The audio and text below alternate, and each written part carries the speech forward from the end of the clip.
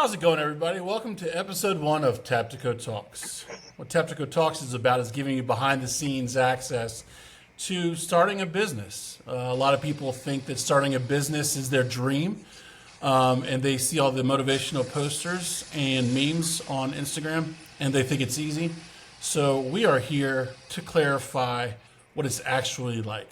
It's not all puppy dogs and rainbows, but what it is Dave Clapper. Yes, that's me.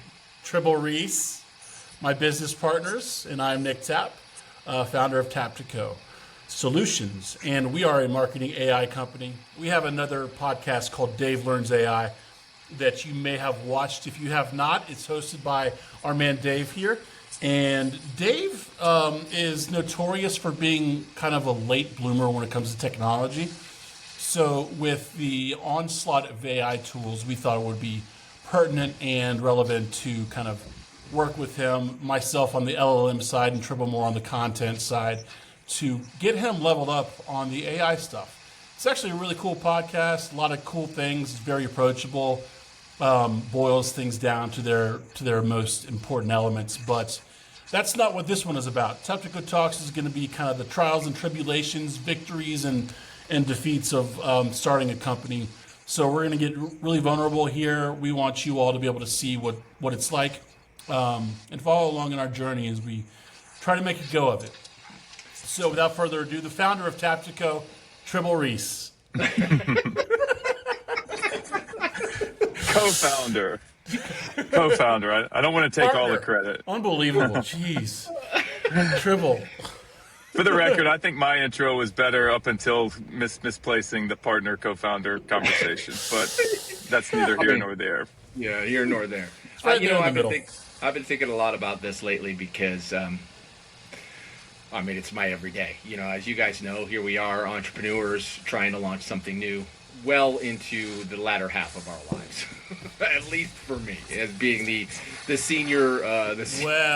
The senior citizen in the group.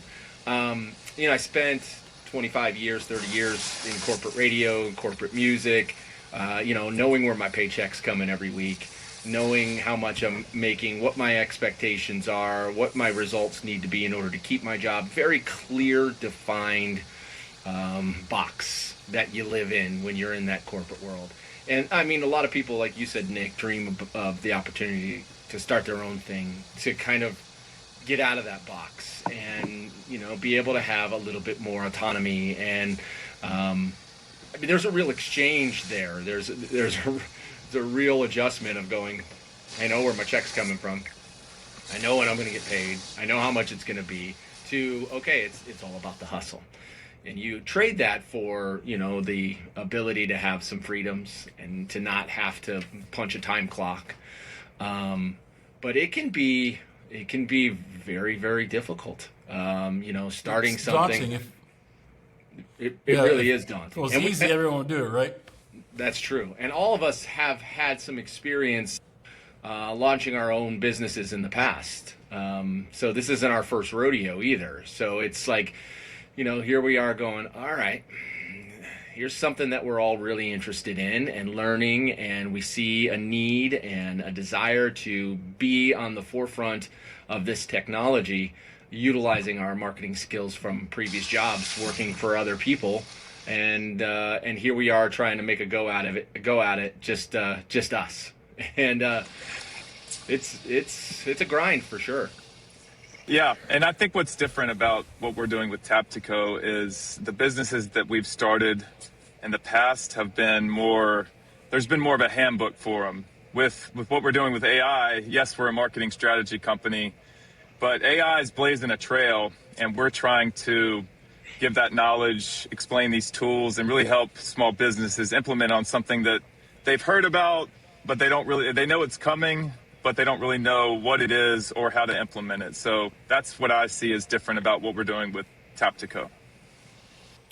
So, Tribble, when we first started talking to you about coming on, what kind of, so just a little bit of context for the listeners out there. So I had been working on this for maybe a year and a half, and then Dave reached out to me about kind of joining forces and and I needed someone to be an accountability partner. And then Tribble, at right about the same time, he and I started talking. So Dave and I, like a day before Tribble came on officially, Dave and I talked about it, and we launched, which launching just means that we talked about it. And then we talked about it publicly. yeah, exactly. And then Tribble came on like 24 hours later. And I wanted, as a team to have 3 people so that, there would be a tie-breaking vote if there was ever any sort of confusion or anything. But Tribble, what attracted you to come into work with us on this?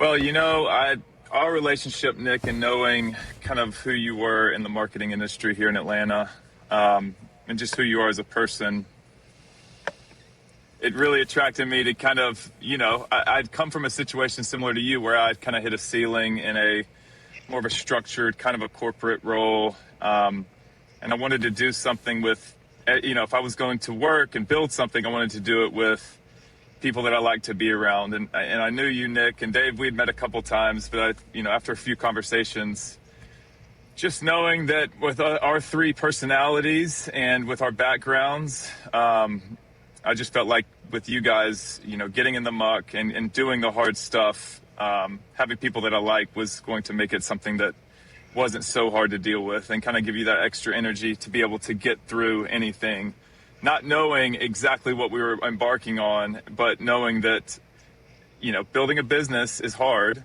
and there's a lot to it, and you got to surround yourself with people that are kind of in the trenches with you. So that's kind of that was number one for me, was being able to recognize that you guys, that I'd be able to work alongside you through thick and thin. I mean, that's great momentum, and I want to keep that going, but something just came ahead of something that happened last week. Tribble and I were at a client's event. There was a fundraising event for Hemophilia of Georgia, somebody we've been doing some work for. And maybe it wasn't there. No, it was the next day. I was somewhere else. As somebody who knows me, I know where I was at. But anyway, you had posted the picture of you and I together at the Hemophilia of Georgia thing, and someone said to me, he's like, "That's a great picture of you and your son." And I'm like, "What? A picture of me and my son? What are you talking about?" "Yeah, the really tall guy." And I'm like, "That's not my son. I'm not that old." I mean, wow. Oh, you guys look alike. You have the same smile. I'm like, "Oh, well, thank you." I mean, he's a handsome devil, but I'm like, "Oh my God, I'm there. I am there." Now my 40-year-old coworker is my son. Is your son? Oh no. I'll just take that as a compliment for you too, Dave, that maybe we're just both handsome. Yeah, that's a compliment. I'm old enough to have a 40-year-old son. Oh, bless. Yeah, you're experienced, man. I mean, you're experienced. Yeah, definitely. Seasoned. Yeah, Tribble, I mean, I didn't know you very well. I knew you from afar. I kind of I was probably just envious of you 10 years ago, living that lifestyle that you were, the reality TV, the long locks, the chiseled body, I'm like, oh, how does this human exist on Earth? And I remember when Nick was like, "Oh, Tribble Reese," I'm like, "Oh, God, this guy, is he just gonna keep his shirt off the whole time and go like this with his hair, like this?" And well, fun fact. So Dave used to be quite the athlete and CrossFitter. So Dave did have that chiseled body at one point, and whenever he did, instead of like scratching his neck like this, like a normal human, he would go up under his shirt like that and then scratch his neck so you could see his abs. And that is not an exaggeration. He would do that out in public. I never did that. Okay, Dave. I never did that. I remember sending Dave a picture. I was at the mall. This is how long ago that was. I was at the mall and sent him a picture of a Gap Kids, I think, and I said, "Here's where Dave gets his clothes." There was a girl we worked with who used to call me Baby Gap Clap. Because he was mediums. rocking those extra mediums, boy. Those mediums for sure. But gone are those days. Gone are those days. But yeah, I to kind of jump off of what Tribble was talking about, it just trying to find people that you want to work with. If you're gonna, I mean, it is so much easier to not go it alone, in the sense of like just having accountability's sake, somebody to bounce ideas off of. Many years ago, I guess this was 2016, so 10 years ago, as I was starting my company, Scamper, Nick was the first person I wanted to be my partner in the creation of this. And he and I had met a couple of times, and he just had a lot of different things going on, and he just didn't have the space for it. And, you know, it was not really necessarily a side hustle for me. It was something I wanted to be a full-time thing. So, you know, I just realized pretty quickly he just didn't have the headspace for it. So we pulled in another mutual friend of ours, you know, just so I wouldn't be in it by myself, and, you know, was able to go that road with somebody else, and, you know, had a nice long run with it. You know, they say the hardest part of starting a business is that first year, and, you know, we're still in it. You know, most businesses fail within the first year, and, you know, I think all of us are pretty determined to, you know, to hustle, to work hard, to show results for our clients, to build relationships, to, you know, to make sure that this isn't just a swing and a miss, but you know, a full-on home run. And, you know, it's cool having you guys on the team, and it's fun. My leg. It is Inside funny, like, joke. to get to learn the quirks of each other. You know, Dave and I are like brothers, so we gripe and bitch and moan at each other all the time. And then Tribble hasn't been around us for the last 20 plus years, so he's like, guys, relax. But that's just, you know, Dave's a diva and I'm an asshole, so it works. More dick. You say more of a, it can be dick, and Dave can be a diva, so that's how that Dick works. and diva. Yeah, and then Tribble's the All-American quarterback. Well, Dave, why don't you talk about the struggles in your first year of Scamper, and are there any similarities or differences with this almost a year that we've been doing Taptico? You know what? They're so completely different. You know, I had an experiential business. You know, this was 2016, so kind of before van life really took off. I had traveled out west and rented a van with my son and my wife, and we did some really great traveling, national parks, the whole thing. And I had come home, and, you know, I was kind of in between jobs and trying to figure out what my next step was, and noticed that there was a hole in the market, and I had no idea what I was going to do. I was considering buying into a franchise restaurant or something like that. I had sold my house in Atlanta. I had gotten a nice buyout from a previous job. I was sitting on a nice chunk of cash, so it was like, all right, do I, you know, buy into something that's already proven, or, you know, something like that, or start from scratch? And I literally started from scratch, and I mean, it was challenging, but, you know, it's different this time because this is our everything. You know, at that point, it was all like, I have no idea if this is going to work. So the first year and a half, it was really test market. It's, you know, we got one vehicle and just started saying, hey, we've got this thing for rent, and then we got a second one, and we've got financial support that ended up, you know, we raised some money with an angel investor, and was able to increase,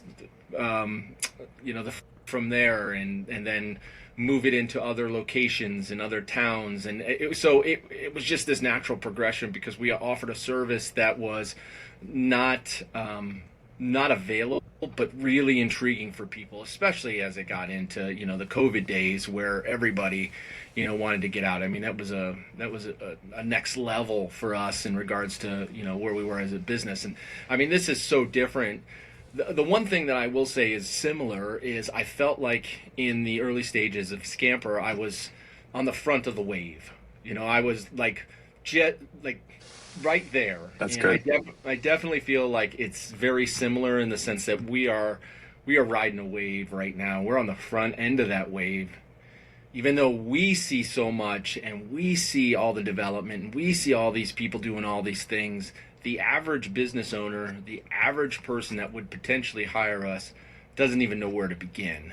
So we're still in the education process, and then, you know, making sure that, you know, people understand the need and what the actual benefits of hiring a firm like us to come in and to execute. Dave, I got a question. So with Scamper, your overhead is just Yeah. insane, right? Yeah. So even to break even, you drop 30 grand into a van, right? So just to break even on that van, and you're renting them out for 150, 200 bucks a night, so 250. It just depended. I mean, when we started, it was $99. I mean, it was. So just to break even on that, you had to you had to rent it out 300 times. 300 nights, yeah. 300 nights, yeah. And that's a year, right, of a lot of miles. And then you had to deal with insurance, gas, tires, maintenance of the vehicles. So just to clear a profit, I don't know how you did it. Yeah, it was interesting. It was interesting. We actually did. There were several years that we made a nice profit, and then we pivoted a little bit into the building of vehicles, because as COVID happened, there weren't enough vans on the street and everybody wanted one. So we ended up launching a build shop, which at that point really played into our profitability at that particular point, because there was just a lot of demand and not a lot of people doing it. So that helped. Yeah, the rentals, I mean, it was break even for the most part. I mean, we weren't running away each year going, oh man, look at all the money we made. And for the first couple years, I was hustling other jobs, so it wasn't my source of income at all.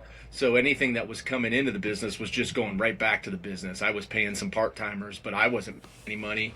My business partner wasn't making any money, and we weren't really in it necessarily to get rich. I mean, it would have been nice, but it was like, all right, can we pay ourselves a salary? And it became my full-time job, and it paid my salary, and until I ended up selling the company. So, yeah. What would you, if you were started right now, what would you do differently? Well, I wouldn't do that right now, because that industry has changed a lot. Lessons learned. I think the biggest lesson that I learned at that starting something like that from scratch was just to have the patience that it takes to know that, number one, you believe in something, and number two, there's a real potential for it, and really believe in it enough to, even in the struggle, to go, this is legit. This is real. And I think that we came out of the gates storming with Taptico. I mean, we literally, because of Nick's great relationships in the industry, and I mean, people just like Nick. I don't know why, but they do. They feel love bad him. For me. It's mostly like a Make-A-Wish kid. Yeah. It's a pity thing. But it literally has, and it's interesting because our two first clients that we got, and we've had several since, our two first clients we have had since the get-go, since the jump. And this has been something that's evolved in our relationship and our knowledge of what we're doing, and us being able to show them and grow with them has allowed them to go, holy mackerel, like I had no idea we could streamline our business like this. Yeah. And one good thing, so I don't know if we want to do, this is off the cuff, everyone listening. Do we want to mention our actual clients by name, or do we want to give them like what a lot of people do on talk shows and give them code names? I mean, I'm happy to talk about them. I'm proud of the people that we're working with and the work we've done. But yeah. But if we want to be vulnerable, we don't want to share any sort of information. I think for privacy reasons. But anyway, the client that Dave works with mostly, I feel like we're very close to scaling that, because she is a furniture outlet, and she's one of many in this brand. So I think that once we really hammer out exactly what we're doing with her, and she's starting to see the fruits of that labor, we can go to her other the other businesses under the umbrella of her brand and scale very quickly. So that's right now we're worried about the runway of what we have. So new client acquisitions is obviously always the number one priority. Always the number one priority. But what keeps me going and motivated is, look, the first two clients that we signed, right when we started, they're still with us. So there's a proof of concept there that we're doing good work. And those are your two week after week, there's just great reports and aha moments, and seeing how the AI, and we've experienced this with other people, some of our clients, they don't know what they don't know. And so when we get in there and get under the hood, there's moments where they're like, oh, and we can use it for this, and oh, we can use it for this, and it just kind of starts to build on itself. It's just right now it's landing, getting that next client to kind of see the vision where, and that's why I think testimonials come into play. Having our 2 clients or three or four give us testimonials about working with us. I'm really grateful that they are the ones that have been with us from the start. We've had a couple that have come in, and we've had a couple that hired us for just special project work and that stuff. But these ones, we got to a point where we started and we didn't know exactly where we were going with it. And we had to kind of see what the needs of the client were. And that developed over, a couple of months, and to the point where we're like, okay, we've now hit a stride. And now we're doing things. I saw I think Tribble, you shared it. It was Mark Cuban on a podcast, and he was talking. One thing that specifically stood out to me is he was talking to the CEO of Microsoft, and the CEO of Microsoft says that software is a thing of the past. Like you used to as a company, Nick, you know this, you worked for a brand that had systems that were created by somebody, whether or not it was your CRM or it was some kind of organizational thing that was in the back end. Somebody created that software, and then you license that software to utilize it and to run it for your business. And that's how a lot of small businesses work. And some of those softwares can be really expensive.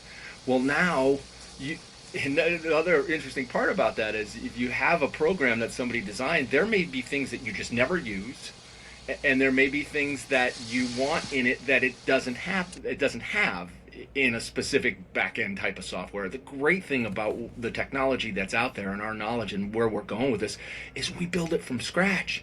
And we sit with our client and go, well, what else would you need? Okay, let's put it in there. All right, let's put it in there. So who would have thought, not me, as 25, 30 years in the music business and then running a van company, that I'd be writing software that helps business owners become, more efficient and streamlined. It's crazy.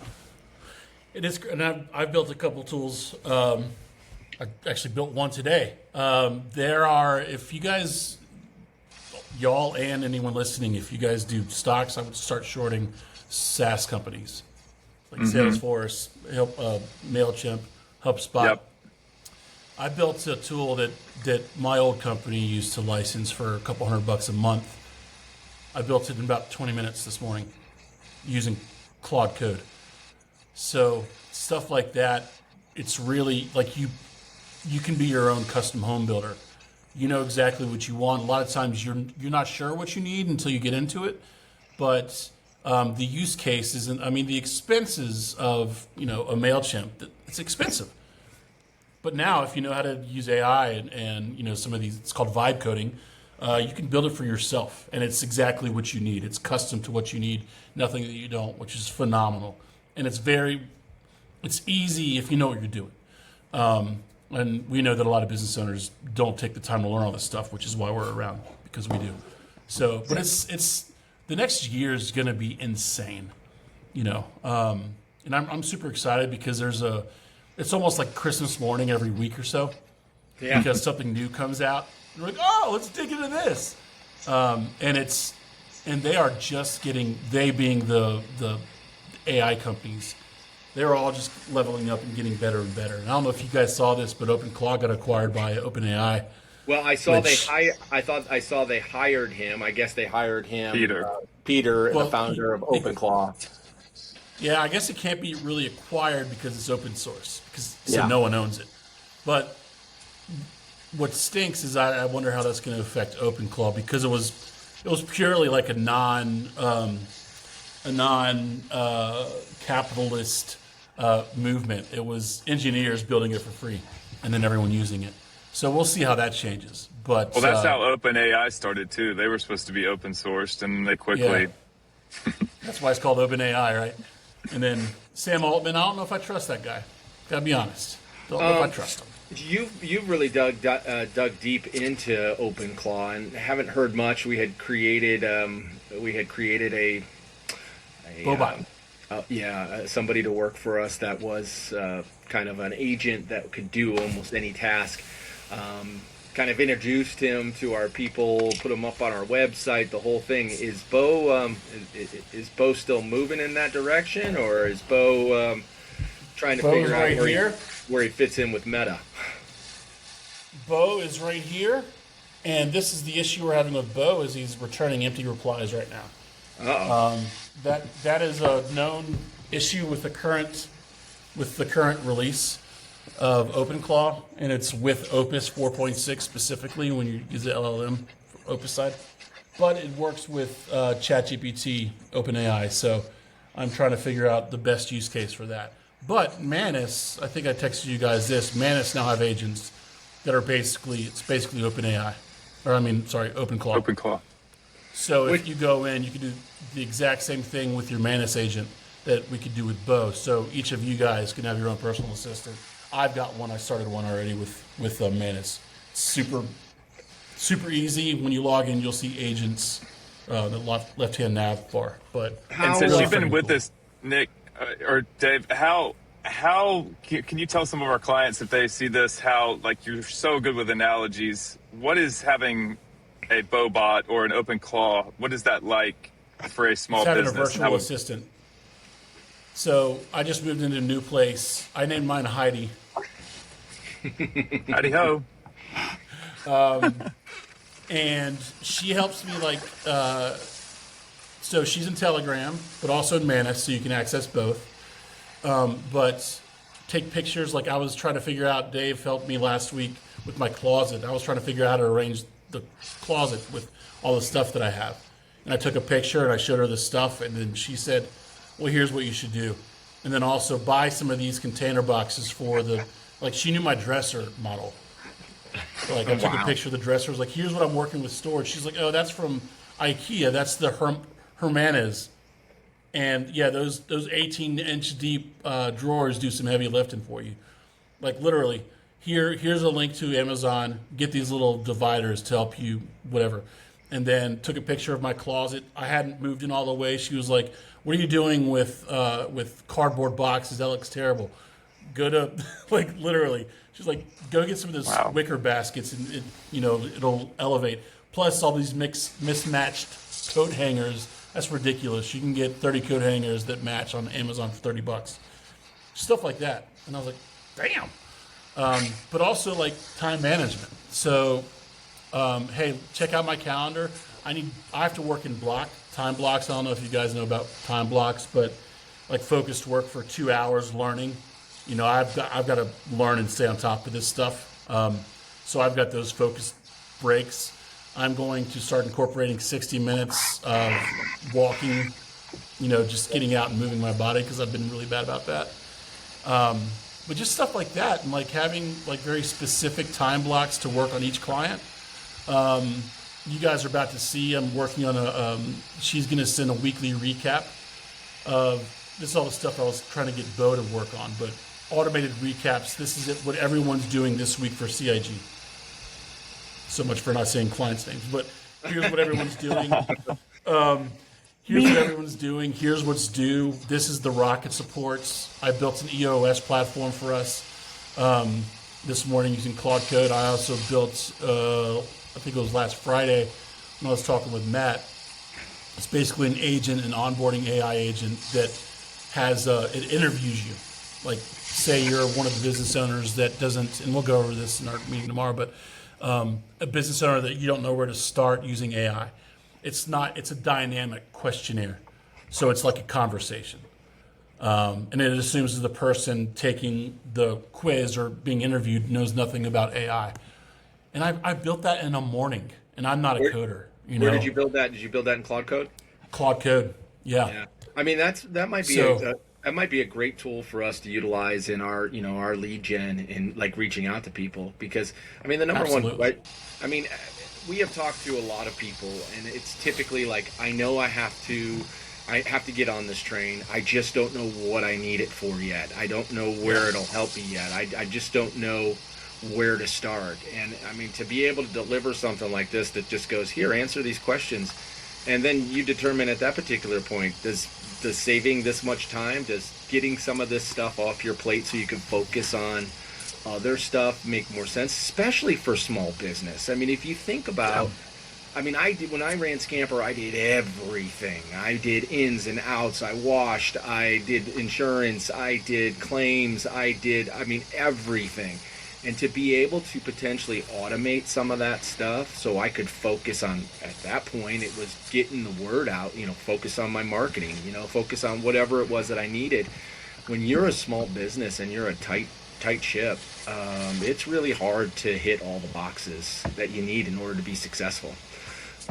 Yeah, and we've learned the AI, two of our taglines, we've learned AI since so you don't have to. And also we're trying to be the people that help the David so they can fight Goliath. Small business, the chips are stacked against you, but AI gives you a fighting chance to do more with less. One thing that I'm really finding interesting too is AI can help with a ton of stuff. And it can take things off your plate. It can save you money. The one thing that I don't think people are realizing yet is it can help you create marketing campaigns.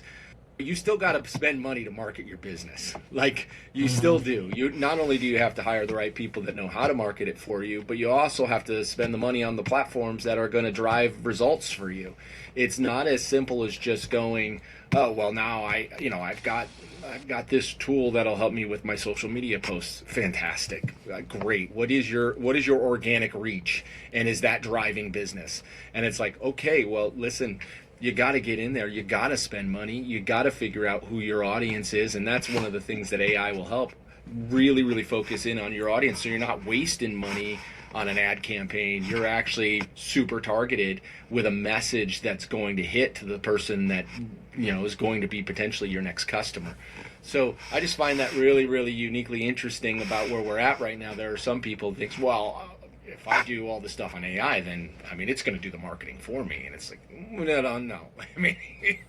It'll give you the roadmap. It's more of a tool. Yeah. It's a collaborative tool. That's the best way I can describe it. But what do you guys, over the next 6 months for our business, what are some things you're looking forward to? What are some things that are scary? What are some things that you're excited about? I'm most excited about signing our next client, because that, once we get that, and then it's the next client, and that's where my focus kind of is. And we've got a couple that are, possible, but it's just one thing that I want to point out too with our business. We talk about all the value that we can provide, but there's a little bit of education in that as well, because a lot of our value is proven by getting under the hood to see where they are spending too much money or where they're lacking time. And that takes a little bit of some back and forth. And so I think that's why our client journey, our sales cycle is a little bit longer. We got lucky, for our first 2 or 3, and that's so amazing. I'm so grateful, and it's a proof of concept. But it's more swings of the bat, and it's getting people kind of top of funnel, so that we're not, counting on. So we do have time to educate people, and we're not planning on that just to be a 1 or 2 meeting thing. Does that make sense? Yeah, totally.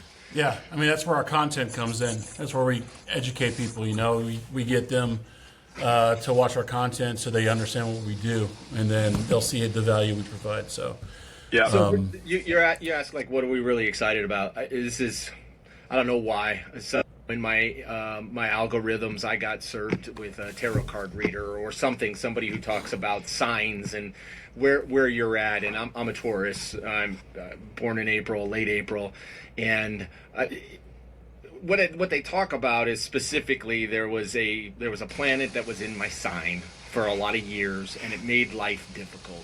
And I never really thought about it. I was just like, well, this is just life. This is just what I'm going through.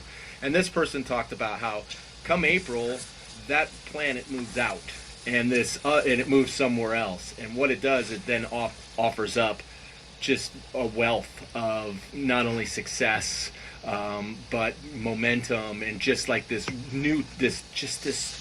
really, really good momentum moving towards the things that matter to me most. And I'm really excited about seeing what that does specifically with the business because we're like right there.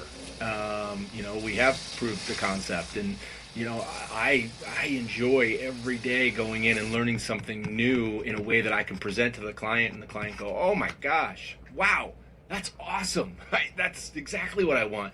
I mean, there's a real joy in that. So knowing that that is something that charges me, and then knowing that there's all this momentum into growth, and then being able to do it for others, and being able to show results, and to build business, and to get people excited about what we do is really exciting. So many times I have to talk to my family about, hey, we're not just doing silly GIFs on Sora. We're not just making automations of our pictures, although that can be fun at times. We're actually trying to find real ways that can create efficiencies in small and medium businesses, and it's not just, okay, that's fake songs and fake videos and fake this and fake that. And I think there's that pushback that you get from a lot of people on AI are those that just think that's all it is at this point. And Dave, you call it, you have a great explanation. Is it a toy or a tool? And a lot of times the ones you just mentioned are kind of those toys, and they're novelties and fun to kind of play with. But we really focus on the tools that we implement for the businesses to add maximum value. What are you excited about, Nick? What are you worried about? I'm excited about just the advancements, man. Like, I was the guy that would camp out for the new iPhone. Like, I knew when the iPhone release was coming up, and when the Worldwide Developers Conference, the WWDC, in June was coming up, I would look forward to the software updates. Like, and that was once a year. But we're getting them dropped without expectation. Like, they are surprise releases. That's how fast everything's moving. And as soon as one drops and you start to understand it, then another one drops, or the other one changes, or whatever. So one reason that I cannot thrive and live in a corporate environment is because you know what's happening every day. That is, like, if you're okay with uncertainty, entrepreneurship is the life for you. And, I always say, like, where I read somewhere that, it's hard to tell if you're on the right path until you've already taken it. And who knows? Who knows if we're on the right path right now? I do feel like we're set up, and I feel like we do have opportunities at our fingertips that we're just, we're the miner that's a foot away from the diamonds. But yeah, and it's like the mind-blowing stuff that Dave was just talking about, with the clients. Oh my God, you can do that? I have those moments. Yeah. And I saw. Yeah.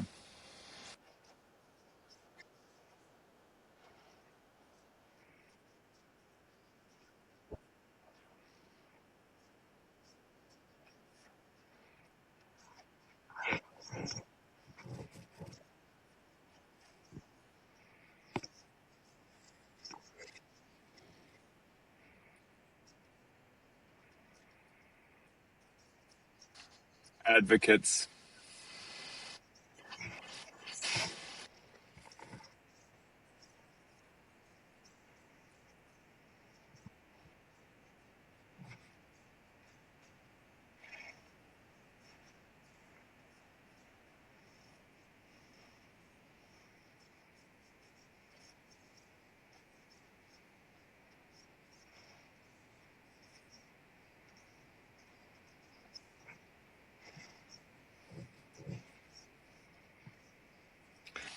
Let's do it. So there it is. That's kind of more behind the scenes of, little less focus on the tools and focus more on what we're doing as business owners, and the things that we're experiencing, the goods, the bads, the worries, the uglies. And next week maybe we'll go into some mental health stuff.